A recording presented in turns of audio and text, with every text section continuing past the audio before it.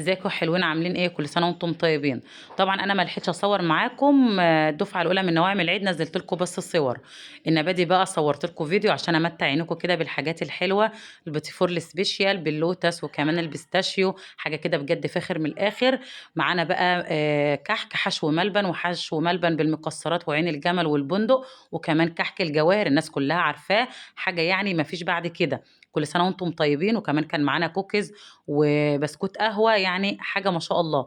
زي ما قلت لكم ده كانت الدفعه الثانيه من نواعم العيد، ان شاء الله الدفعه الثالثه والاخيره هنسلمها الاثنين او الثلاث باذن الله. ومش عايزه اي حد يزعل مني بجد، والله العظيم انا كنت مضغوطه جدا. وزي ما انتم شايفين يعتبر هنفضل نسلم شغل لحد العيد متهيألي. فكل سنه وانتم طيبين، وربنا يعود علينا وعليكم الايام بالخير واليمن والبركات، اللهم امين يا رب. يا ريت بقى الحلوين اللي لهم اوردرات عندي يتفضلوا يستلموها.